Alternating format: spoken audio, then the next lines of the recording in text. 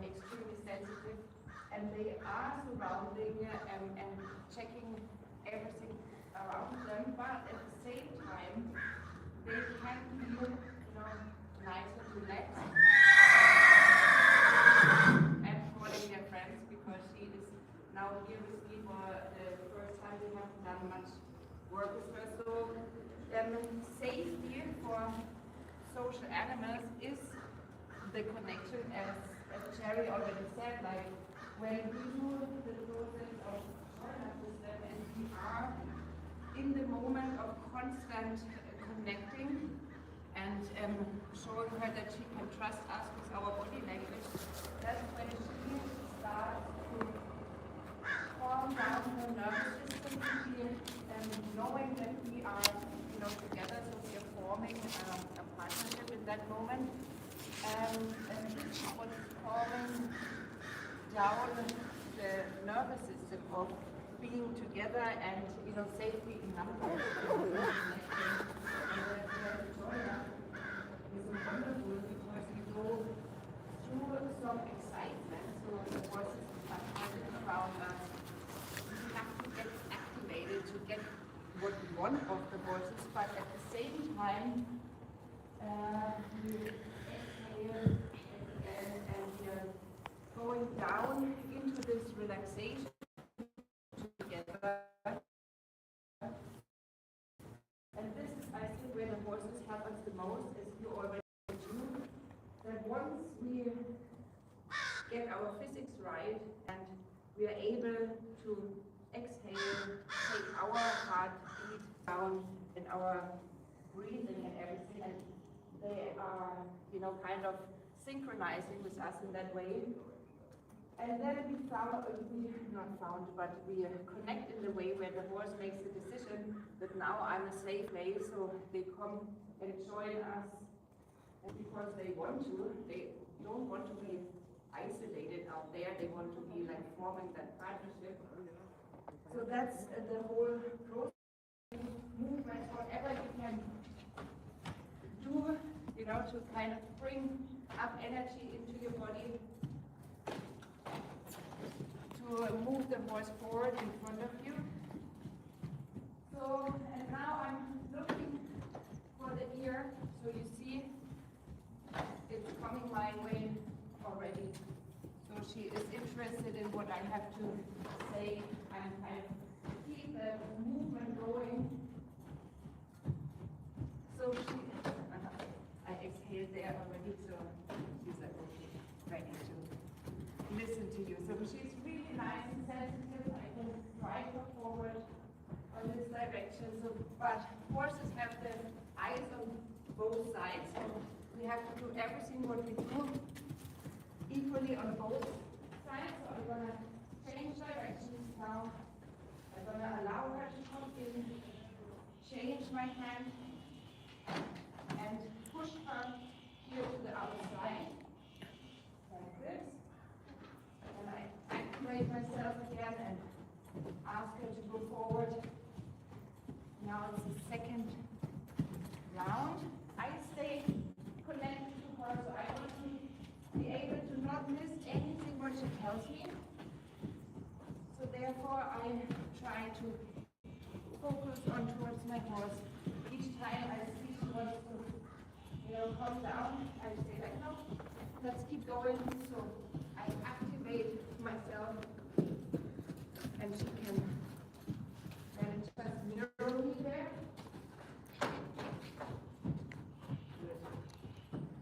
If I'm ready for doing the second turn, I take a little bit of my, she read my mind. I take some of my energy down, and then when I'm ready, I cross the body axis that I move here, the balance line. There. Now she's lowering the head. So I'm helping her with my breathing through the nose, exhaling through the nose, and there you see the water dropping down the head. So really there, the relaxation, and all of her communication comes in. Now I'm waiting for the for a smaller circle.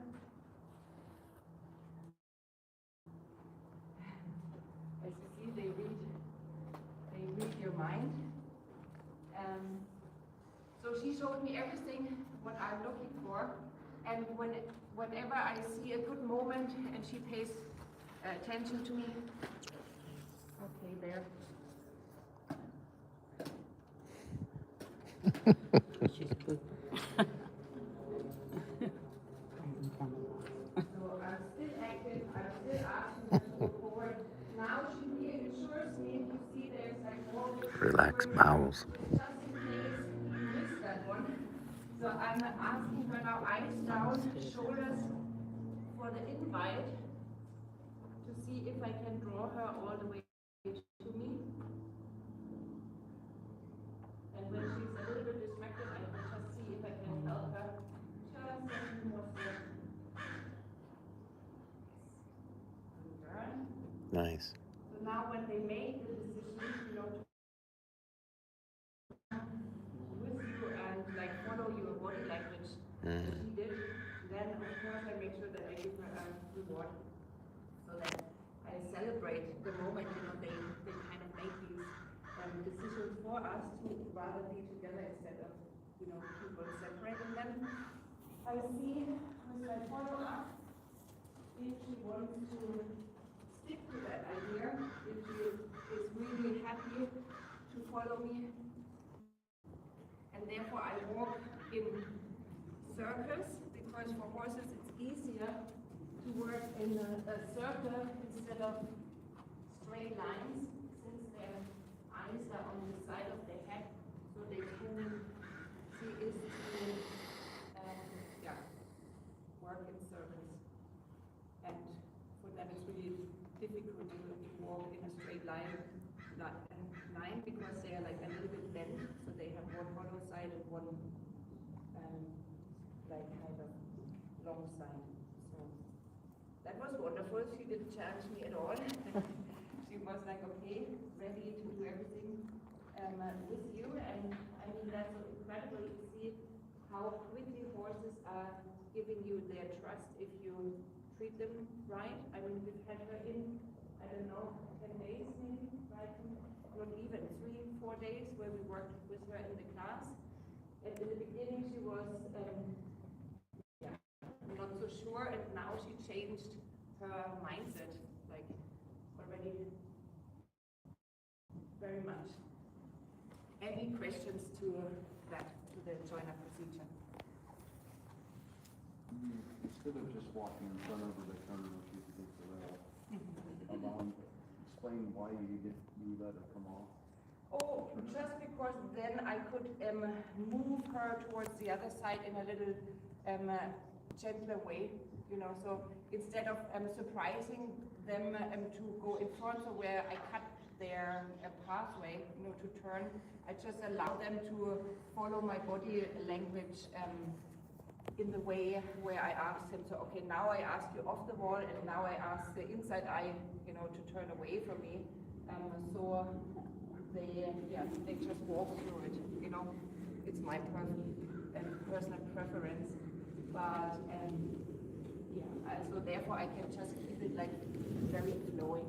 But of course it's probably gonna look a little bit different to you guys, because it's just like you have to practice, you know, where the position is, how you stand, and so on. And as Debbie said, I practice quite a while. So, you know, for me it's easy to keep that balance line of driving, where we might ask you just to, you know, cross their pathway, so it's, you know, easier to then make the next steps. If you come back for some horsing classes, I can teach you the other way too. Yeah. Sweet. Looking for smaller circles, and as soon as you said it, she walked away from the wall. And is that what you mean? Like, she doesn't have to kind of go in, it's just you're looking for her to come a little bit Exactly. closer. Just some gestures, you know, into the right direction. So for her to be able to like follow or leave the wall, you know, come in and kind of signal for to me that she now wants to come closer and be, you know, ready for the invite or the joiner for.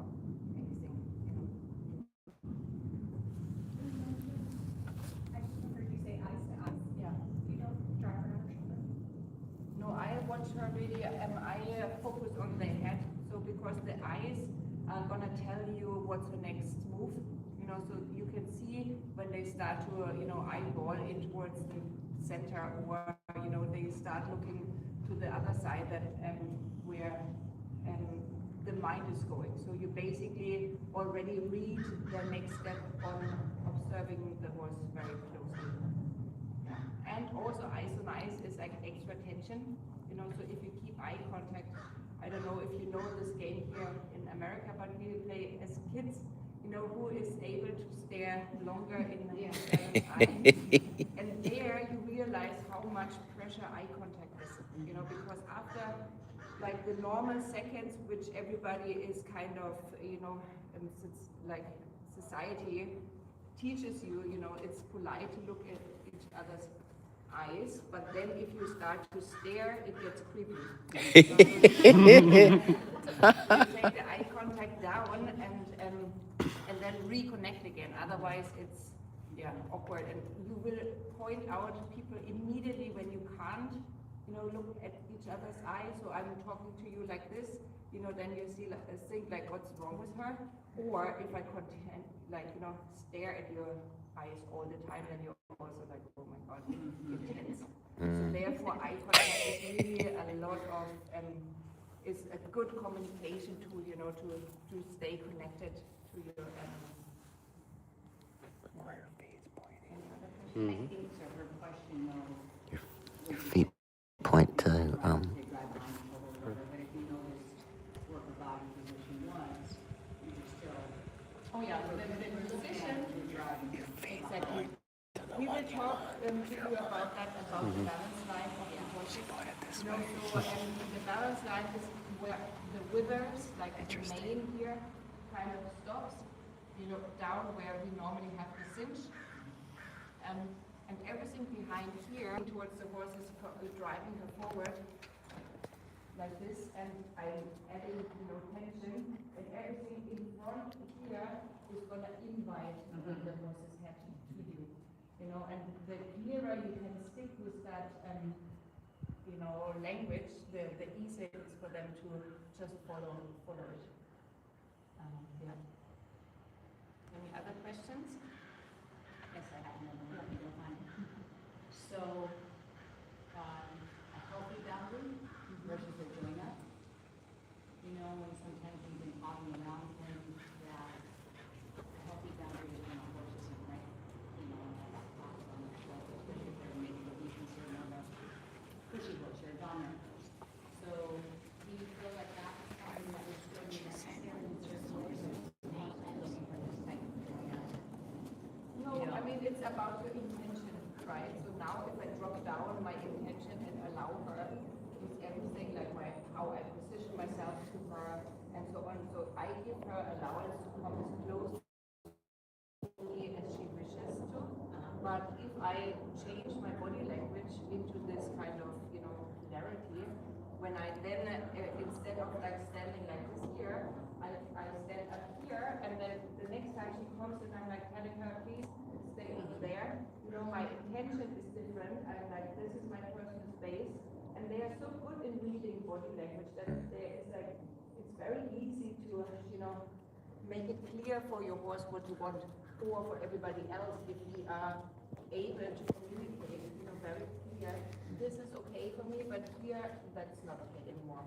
And that's just very simple, and they don't take that against you. It's just what you make up for a rule, right? So if I'm squaring up here, I'm like, that's my boundary now, so please don't come any closer.